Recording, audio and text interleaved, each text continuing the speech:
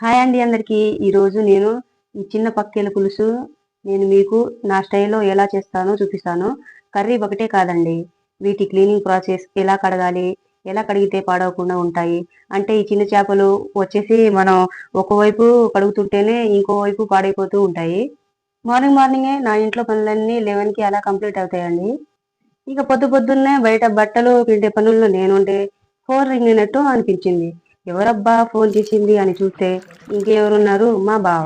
ఏంటబ్బా డ్యూటీ దిగే టైం 2కి కదా, ఈయనేంటి 9కి కాల్ చేసిండు అని డౌట్ గానే ఫోన్ ఎత్తాను. అనుకున్నట్టు ఇంకేముంది, కాల్ లిఫ్ట్ చేయంగానే డ్రైవింగ్ చేసి చేసి నాకు చాలా హెడేక్ గా ఉంది. బాగా అలసిపోయాను. ఇంకా ఈ ఎండాకాలంలో ఎండలు బాగా కొడుతున్నాయిగా, నాకు అస్సలు ఓపిక లేదు. ఇంత ఎండలో చికెన్ ఏం తింటానులే కానీ ఎవరైనా చేపలు అమ్మడానికి వస్తే తీసుకొని చేప పులుసు వేడి వేడిగా చేయని ఒక్క మాటలో అనేసి ఫోన్ పెట్టేసింది.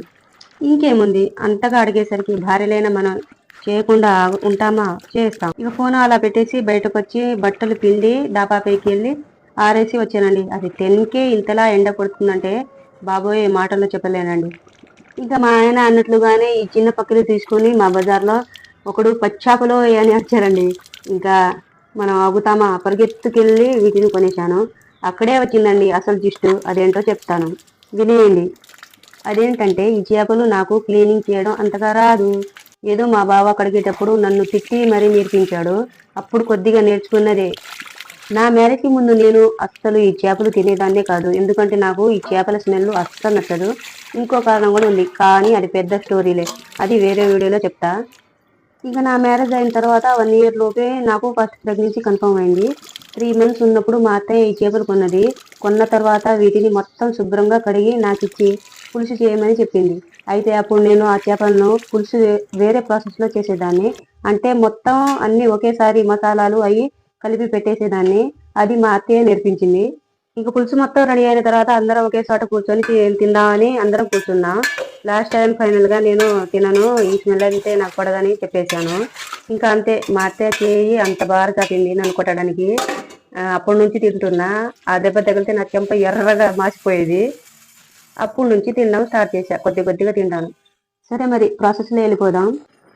ఫస్ట్ అయితే ఈ చిన్న చిన్న చేపల పైన పులుసు ఊడిపోయేంత వరకు ఈ వీడియోలో చూపించిన విధంగా రుద్దాలి. రుద్దేటప్పుడు ఈ చేపలను వాటర్లో ఉంచొద్దు, సపరేట్గా ఒక పక్కకు పెట్టి రుద్దాలి. అలా వాటర్లో ఉంటే త్వరగా ఖరాబ్ అయిపోతాయి. ఇలా కొద్ది కొద్దిగా నేను చూపించిన విధంగా కడగాలి. ఒక్కసారి కడిగిన తర్వాత తల తోకను మొత్తం సపరేట్గా కట్ చేయాలి. తర్వాత సాల్ట్ పెట్టి మరొకసారి రుద్దాలి. అయితేనే వాటి కింద ఉన్న జిగురు మొత్తం పోతుంది. నేను ఈ వీడియోలో మొత్తం మీకు అర్థమయ్యేటట్టు క్లారిటీగానే చూపించాను అనుకుంటున్నాను. ఇంకా కర్రీ ప్రాసెస్లో వెళ్ళిపోదాం. ఫస్ట్ ఈ ముక్కలో లైట్గా పసుపు, కారం, ఉప్పు ముక్కలు వేసి పట్టియాలి. తర్వాత చిన్న చిన్న నిమ్మకాయ సైజ్ అంతా చింతపండు నానబెట్టాలి. తర్వాత వాము కాల్చి పొడి చేసుకోవాలి. నెక్స్ట్ వచ్చేసి స్టవ్ మీద బాండి హీట్ అయిన తర్వాత ఆయిల్ మీకు తగినంత పోసుకోవాలి. ఆయిల్ హీట్ అయిన తర్వాత పచ్చిమిర్చి, ఆనియన్ వేసుకోవాలి. అవి ఫ్రై అయిన తర్వాత ఒక టమాటా వేసుకోవాలి. అందులో మీకు తగినంత పసుపు, కారం, ఉప్పు వేసుకోవాలి.